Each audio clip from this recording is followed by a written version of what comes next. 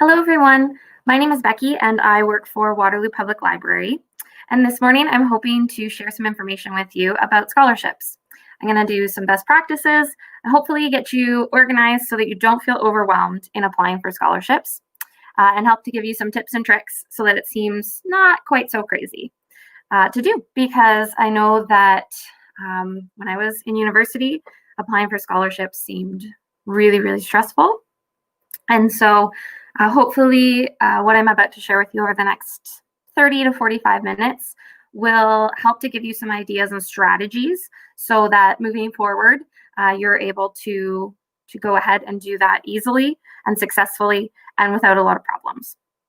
So just a couple of things before I get started with some slides and some information. If you look in the description, if you're watching on Facebook or on YouTube, if you look down in the description section, I have 3 different resources that are linked in there for you. So there's a resource page that has several websites that'll be helpful for you with scholarships, but also just financing your post-secondary education in general. On that resource sheet, there's also a list of local colleges and universities, quick links to their awards and bursaries and scholarships section of their website. So lots of good resources there online. So if you look in the description section below, again, there's a link and it'll link you right to that. There's also 2 example scholarship resumes. So as I go through my slides and talk about, tips for applying for scholarships, we're going to talk about scholarship resumes. And I wanted to make sure that you had some examples to look back on as you're creating your own. So those links are down there as well, and I will show you them in the presentation, but this gives you access to them anytime, even after this live presentation is done. So after this live presentation, the video of this will go up online within 24 hours. So you can always rewatch it and you'll always have access to the description below and those links. As I'm going along, if you have questions about something I'm talking about, if you write them in the comments section, either on YouTube or Facebook, I should see them and I will try and answer questions as I go along, because I know you might have questions about things that are relevant at that moment. If I miss your question or I'm not able to answer it, or I'm getting a lot of questions all at once, I will leave time at the end and I can answer more questions then as well. But please feel free to type in your questions as we go along. I'm really going to try and watch and pay attention and make sure I'm hopefully answering them as we go, so that you get your questions answered. Okay, so without further ado, I'm going to start the slides and start talking about some best practices, tips, strategies, and all those things. Again, ask your questions as you have them as we go. So just bear with me for 1 second as I get my screen sharing all set up. Okay, here we go. Hopefully you should be able to see now the slides, and I'm going to start talking through them and we'll work through them. All right, so brace yourself, scholarship money is coming soon. So with 2020 being kind of crazy as it is, I know that probably thinking about scholarships may be just extra stressful on top of it. So hopefully this is going to help and take that edge off of scholarship searching.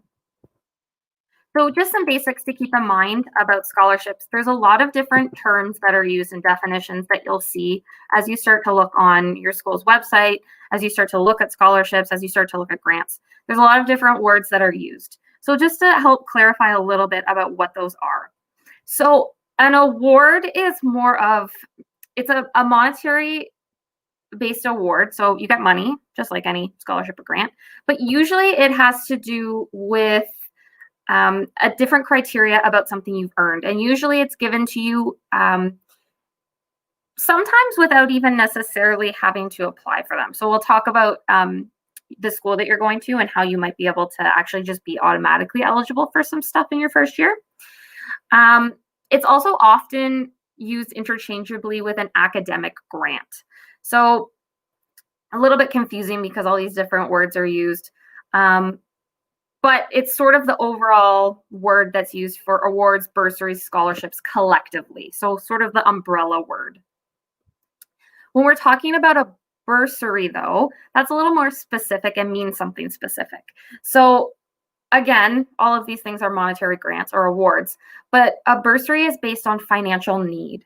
So often with a bursary, you will have to provide like a financial profile or information on your finances.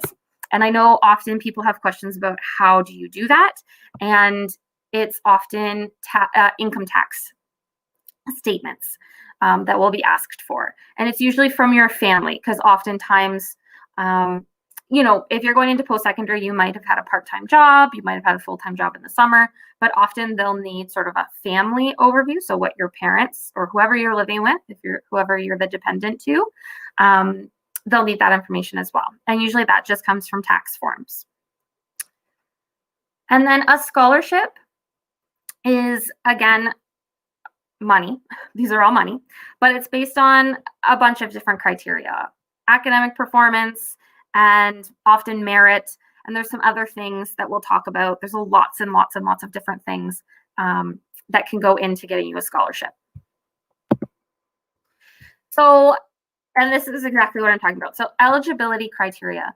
There are lots of different criteria that are going to come up as you start to look for scholarships. And it's going to be one of the things that you need to pay attention to help you narrow down whether that scholarship or bursary or grant or whatever it is you're looking at is for you and something that you should apply for. So there's lots of different things that go in and come up. So one of the main ones, especially when you're looking at your school's website and seeing what they have to offer, will be the program type. So are you going into the sciences? Are you going into the arts? Are you going into math? Are you going into agriculture? Each of these different subjects and categories, oftentimes there will be specific scholarships, bursaries, grants that apply to that type of program that you're going into. Sometimes gender comes into play. Sometimes some scholarships are just for women, sometimes just for men. And now if you're non-binary, those would be available as well. Now that we're there, financial needs. So again, going back to bursaries, if you need scholarships in order to be able to go to school, there are often bursaries and scholarships that are designed just for people who really need help to get into school. So you can look for those as well. Oftentimes where you're from and where you live. So there will sometimes be scholarships that are just for if you're from a rural community, or sometimes there are scholarships even specific to a neighborhood.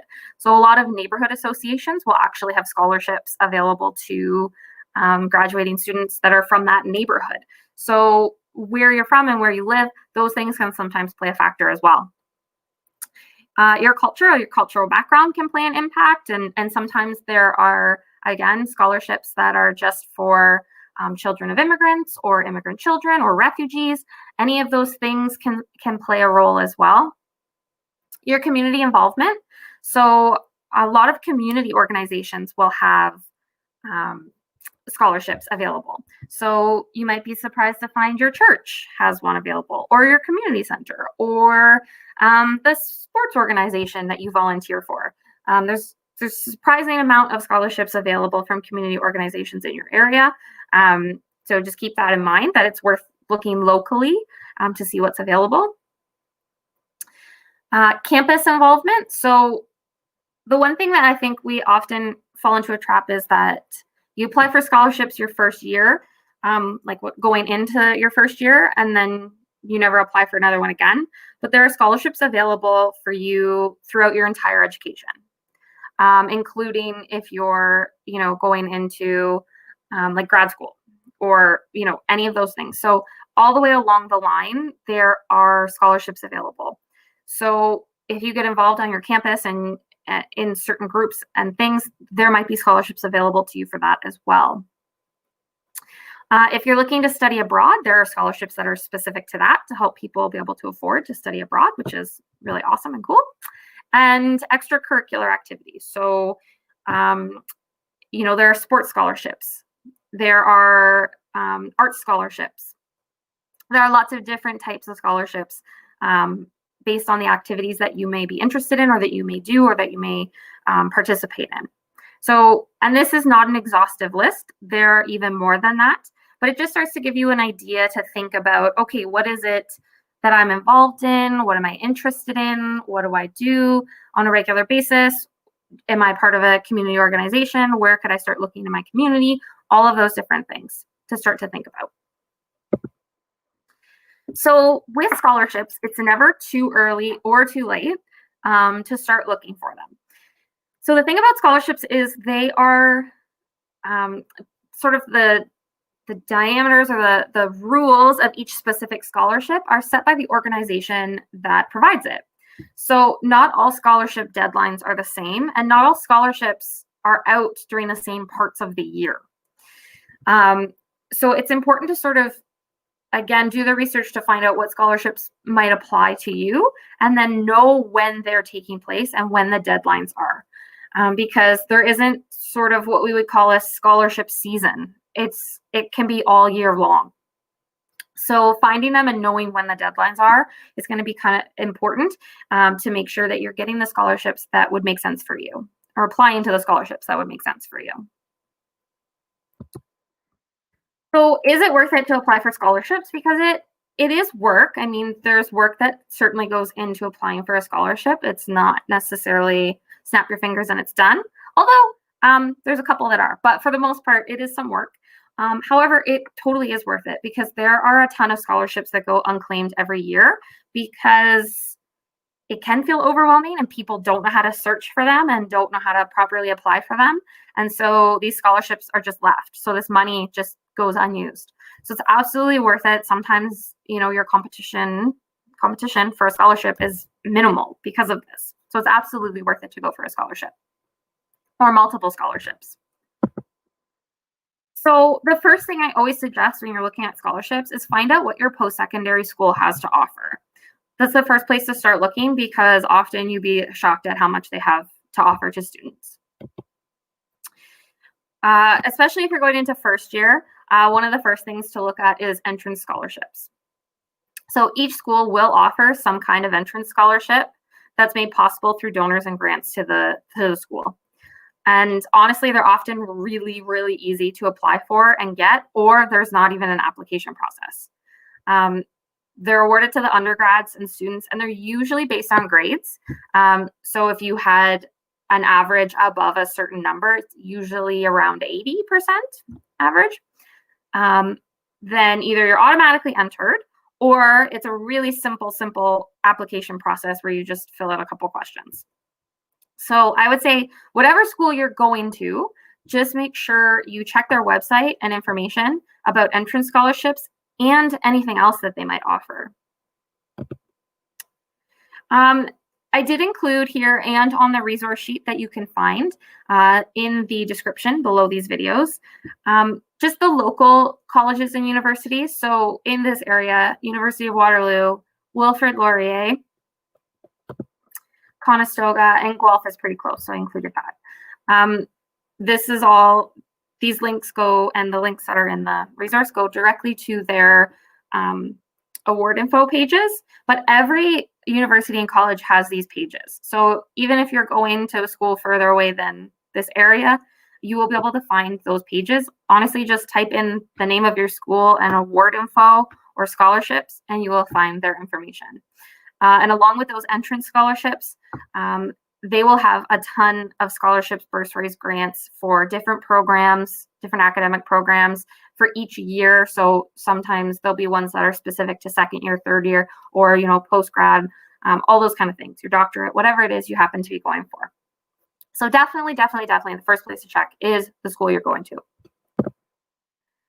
So how do you actually do this? How do you apply for a scholarship? Because again, I fully understand that it feels really overwhelming to look at first. So I'm going to give you some really simple steps to go through of how to apply. Before I do that though, if you do have any questions, again, please feel free to ask them in the comments section on Facebook or YouTube, and I'll try to answer them as we go. So if you have anything, type it in and I'll try and answer it. Okay, let's look at the steps for how you would go about applying for a scholarship and finding scholarships for that matter. So I would say before you even start looking, that it's worth it to make a scholarship resume. So A scholarship resume looks very similar to a regular resume, like a resume that you would use to apply for a job. And just like a resume that you'd use to apply for a job, what you're trying to do is show a snapshot of who you are quickly and concisely. You basically want to give the people that are reviewing the scholarship applications a really quick idea of everything that you're about, who you are, what you've done, what your interests are, in a quick, concise way.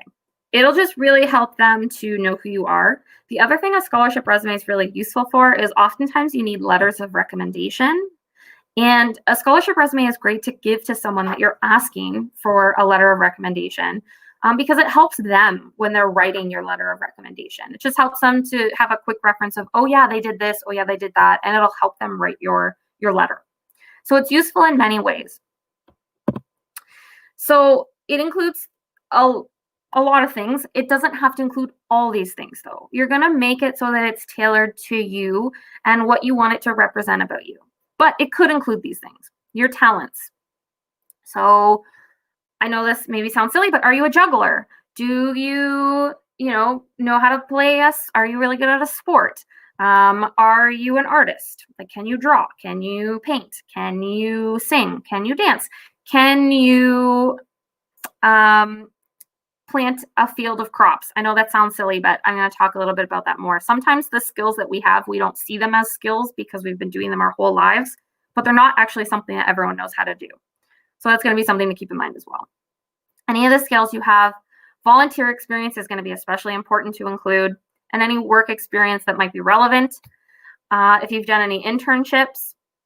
So volunteer experience, work experience, internships kind of all grouped together in that they show sort of some of the past things that you've done and maybe potentially your interests depending on where you've done those things.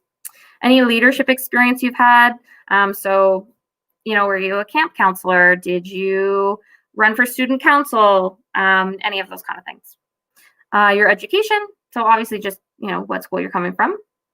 Any awards that you got during, it could be from your school, like your high school but it could also be in the community, any sports awards, any arts awards, anything like that. Any special projects that you're part of. So that could mean lots and lots of things. Maybe you're part of a community organization that helps clean up parks, whatever it might be that you're part of.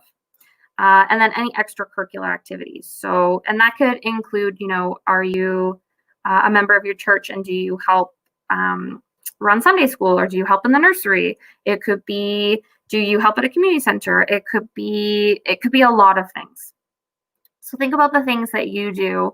I want to say on your off time, but when you're not in school, other things that you do.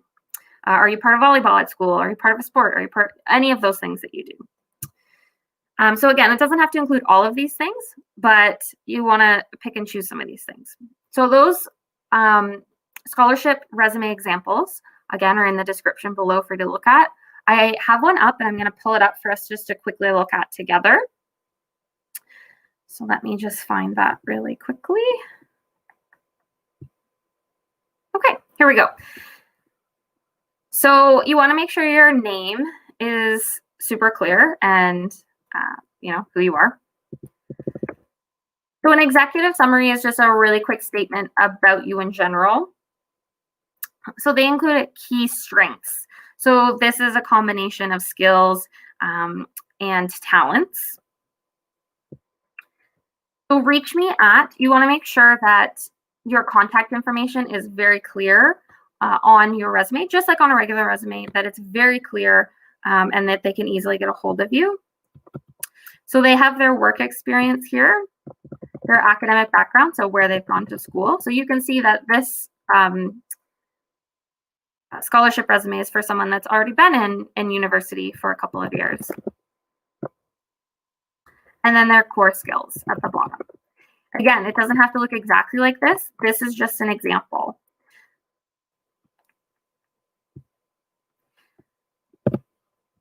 So things that you definitely or may want to think about. So think about these things.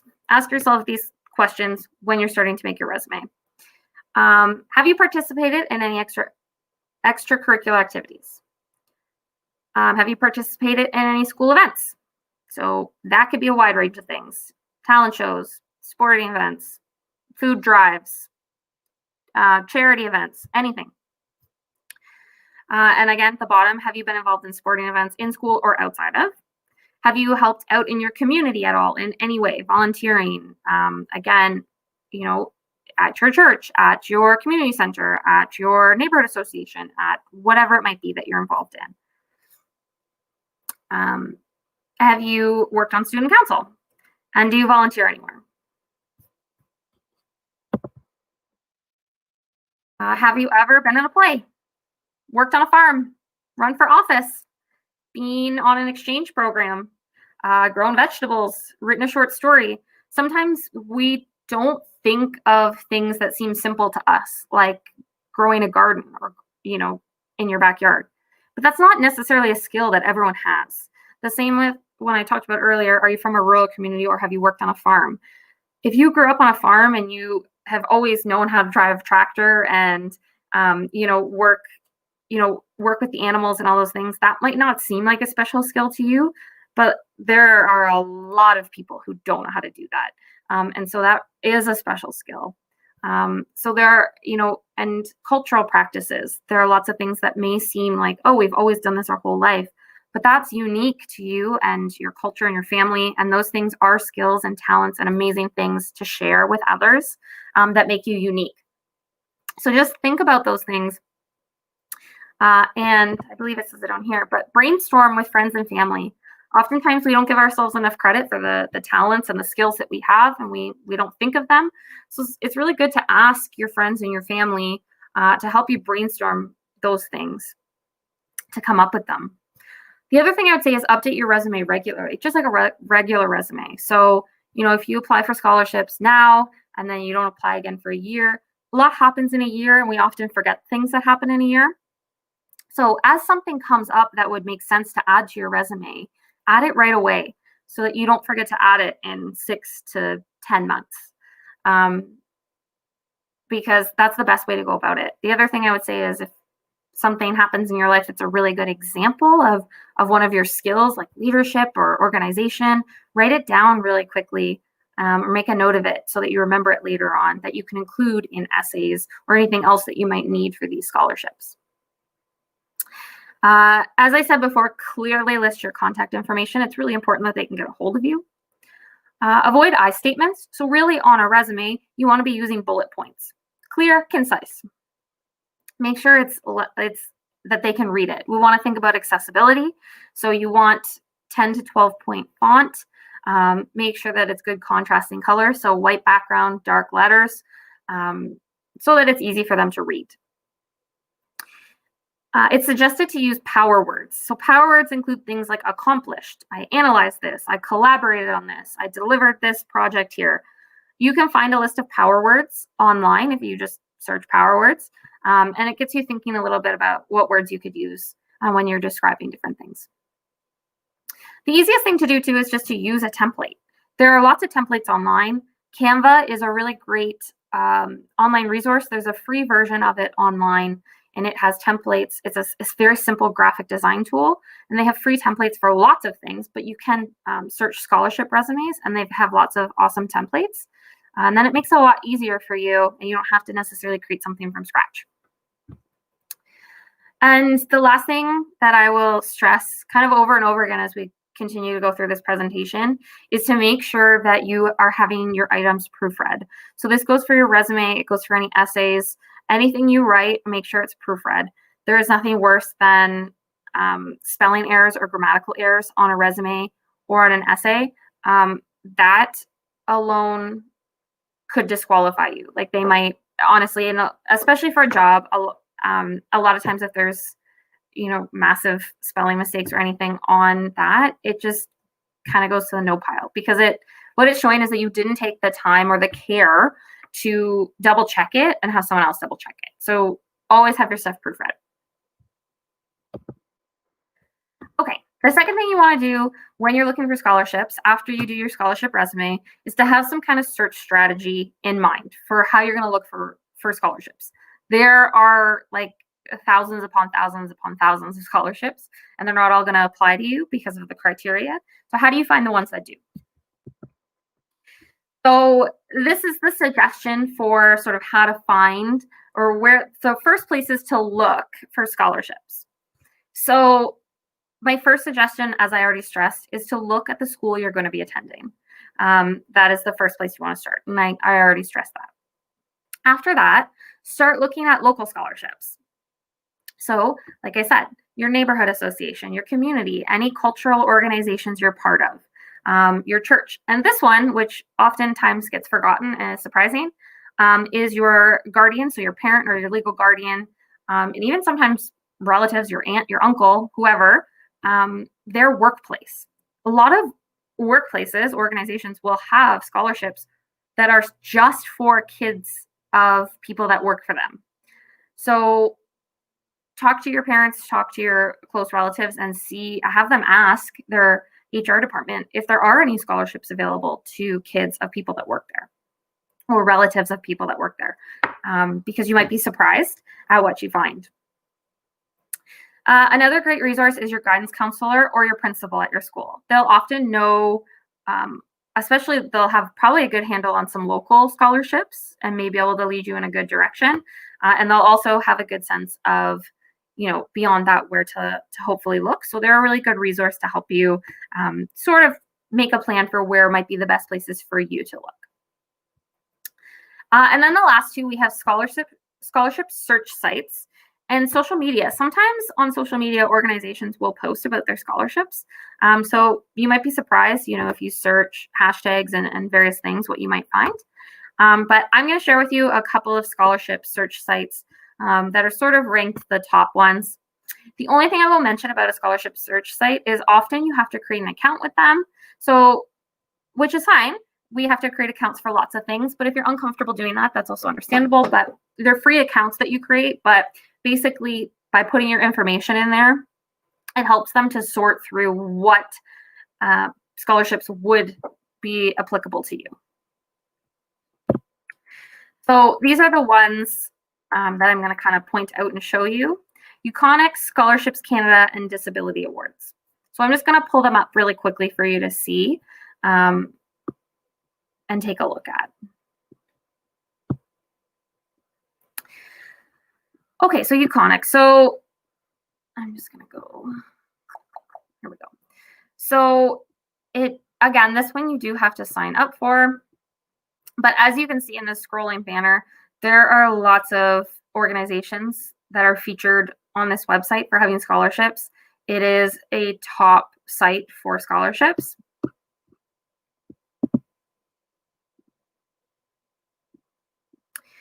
So by signing up and putting in some information about you, you can get scholarships right to your inbox. So it'll send you links to scholarships that they think would apply to you and would make sense for you to apply to. You can also just see a quick overview of some of the things that are available. And again, some of them are specific to a school. Some of them are from certain foundations. So, and you can see that the monetary value varies based on each organization.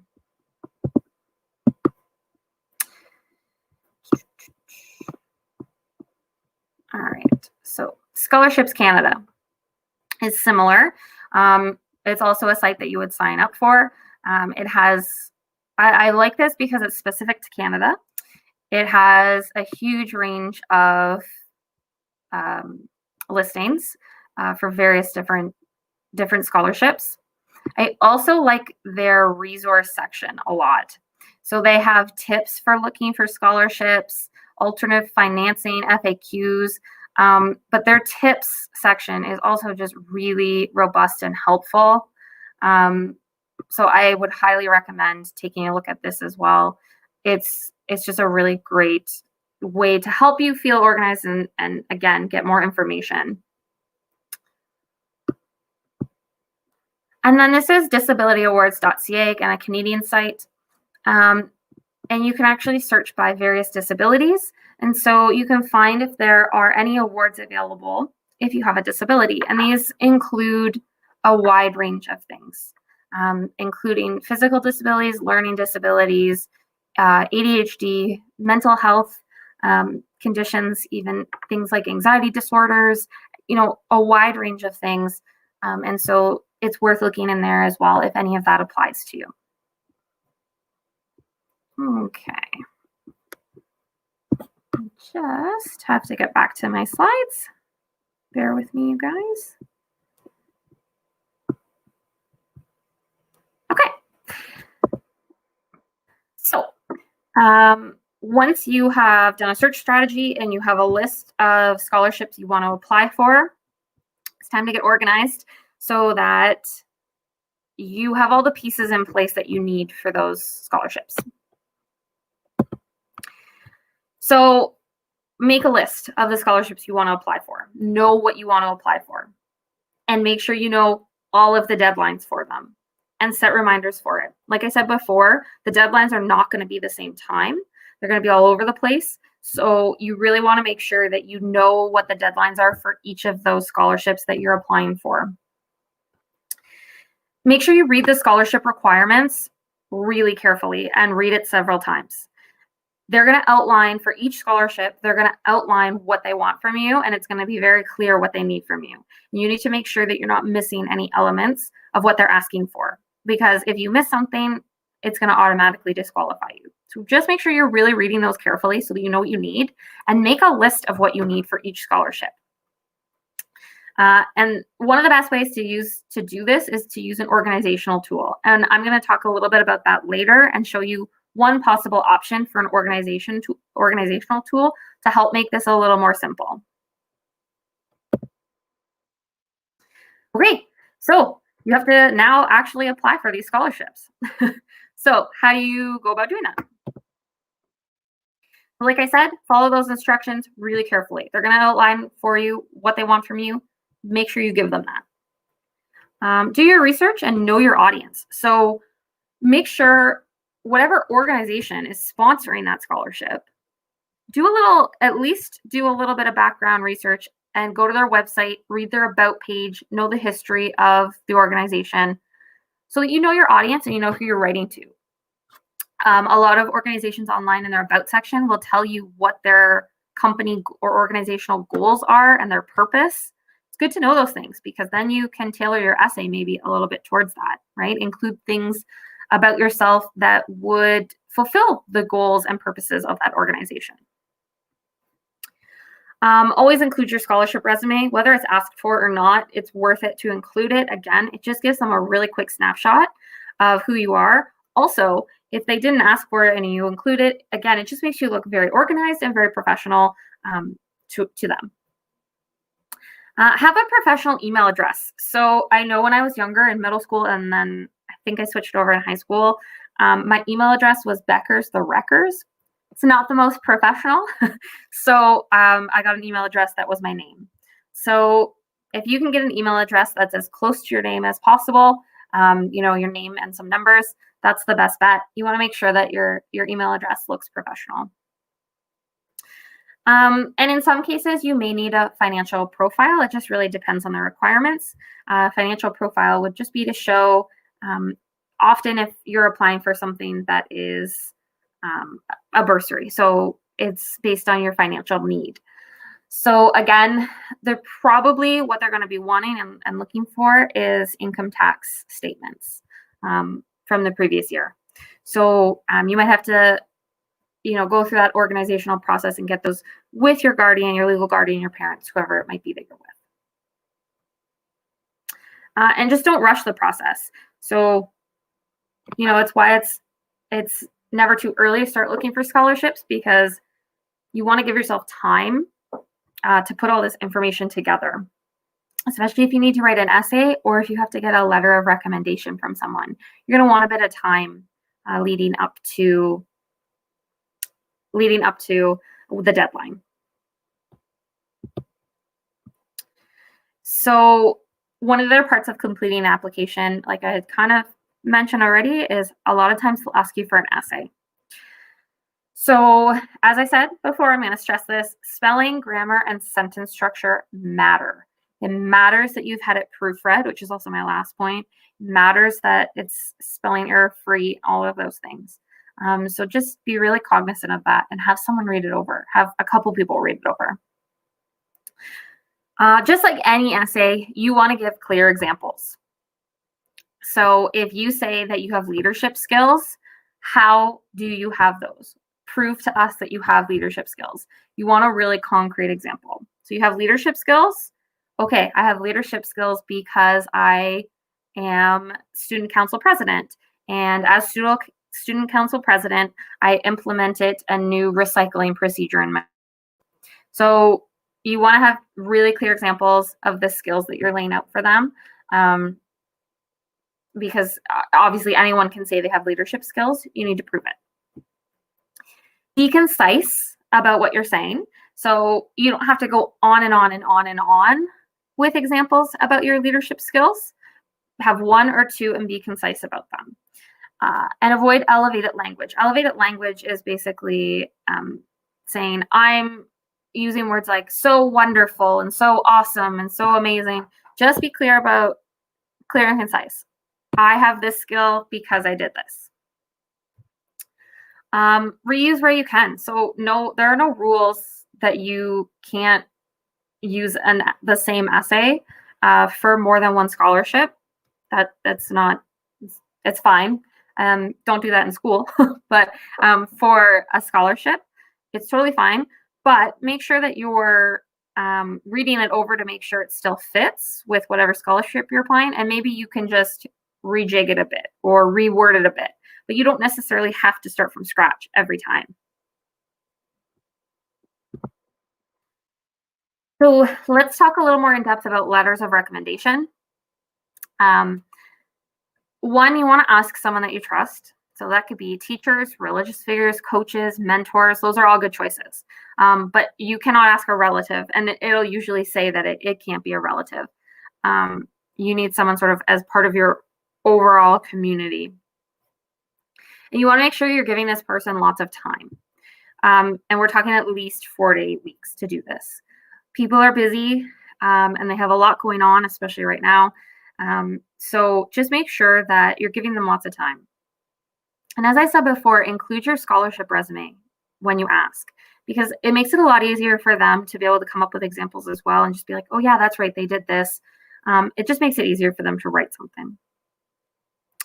And give them the background information on the scholarship you're applying for. Print out or email them the application. Just make sure that they also know what it is you're applying for and what that scholarship is looking for. And be prepared to follow up. People get busy, life happens, things happen. Make sure you follow up with them a couple of weeks before you need the letter, before the deadline of the scholarship, because they may have gotten busy or forgotten. So just make sure that you're ready to follow up with them. And be kind. They're doing you a favor by writing you a letter of recommendation. So make sure that you thank them in some way. Handwritten letters are always really nice, but it's also COVID time. So an email would probably be okay right now as well, but make sure that you take that extra step to really show them that you're grateful and thankful that they did that for you. Okay, so getting organized as a whole, how do you do that? So set reminders. This can be done in lots of different ways. You could use the calendar on your phone. If you already use some kind of organizational tool, you can do that. But definitely set yourself reminders and set up deadlines for various parts of your scholarship. So set up a deadline for yourself for when you need to have your essay written, because you don't want to be finishing your essay the day before the scholarship deadline, because you need to have it proofread, right? So make sure you sort of know your deadlines. And use a project management tool like Trello. So Trello is an online project management tool. It is free. And I believe this is my last slide. Oh yeah, Trello. So I want to talk to you a little bit more about Trello. This is one option. It's not the only option, but it gives you a sense of how you could organize this to make it less stressful on yourselves. Okay, so let me pull up Trello to share with you guys, okay? So I'm going to stop sharing my screen, and I'm going to pull up Trello, and I'm going to show you what it looks like. I have made a fake scholarship Trello board to give you some potential ideas. So let me.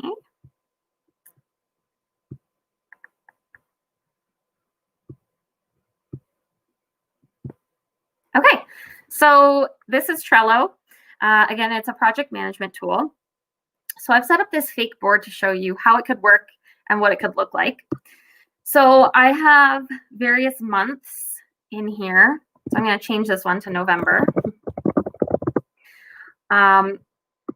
So for each month, you could have each month of the year, and then under that, the various scholarships that are due that month. So this engineering scholarship was due May the 18th.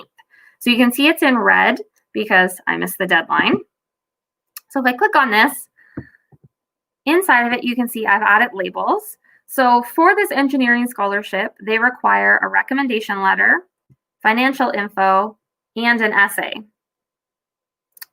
So I have those labels so I remember what I need for each of those.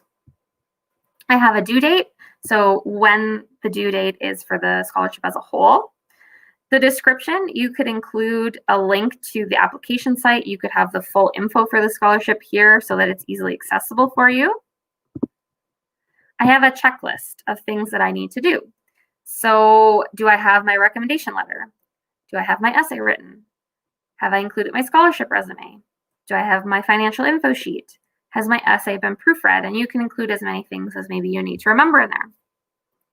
The other thing you can do is add members to your card. So here I am and I'm on here. But why this is helpful is if your parent or guardian also had this, because it's a lot easier to do scholarships if you have some help. So if you have your parent help you proofread your essays, etc., you can add them onto these cards so that it's easy for them to find those things to proofread them. The same with recommendation letters. If whoever you're asking for uses Trello and has Trello, you could add them on as well. And then it's just easy for them to find everything. So over here, you can see I have essays. And this is my essay about community involvement. So I don't have anything here, but you can add an attachment. So like I said, you could add your essay right into here as an attachment, add whoever you want to proofread it on as a member. They could just come right in, read it, proofread it, reattach it in here. Again, you could have all your recommendation letters in one place, all of your important financial documents in one place. You can have as many of these as you need. The nice thing about this is everything's in one place. So like I said about reusing an essay, you have a full list of your essays here with the attachment. You can go in and see what it looks like and know if it's going to be useful for you for another scholarship. So this is just one way to keep it really organized. Setting these deadlines, you can see it went red. So we will actually give you a reminder. So if I go into the due date and I were to change it to the 28th, you can see that I can set a reminder for 1 day, 2 days, whatever you might need. Okay. The other thing that's great about this is there's a calendar view that you can add on. If I click on calendar view, now I can see when things are coming due. So I can see down here that my mom's work scholarship, that is coming due on the 20th. So you can see when various things are due. There's a lot of other functionality as well that's really helpful. You can do a search of labels. So you could just search recommendation letters and see, oh, I need recommendation letters for all of these things if your board starts to get really full. So it's a really great, easy tool to use. There's a free version of it. So that is one tool, one thing that you could use to help get yourself organized. That would make it a lot easier for you when doing scholarships. So that was the last thing I had to share. Hopefully this has been helpful and gives you some tips and some guidelines when you're looking at doing scholarships. I'm just going to put this up again. I haven't seen any questions or comments come through. But I can stay on a couple more minutes. If anyone has any questions or comments or suggestions or anything that they maybe have experienced and they want to share it, you're welcome to. But if you don't have any questions or comments, that is what I have to share with you for today. And again, I really hope that it will help you get at least organized and have some better strategies for how to go about the process so it does not feel so overwhelming to try and do that. Because I know, again, I remember it felt really overwhelming. Okay, so last chance, any questions before we end the video? Again, if you happen to tune in later or you didn't hear, down in the descriptions below the video, there are a couple of links for you with resources, including example scholarship resumes and some links for some really great resources to help you with your search. Okay, if nobody has any questions, then I am going to say have a wonderful day and good luck with your scholarship hunting. Bye, everyone.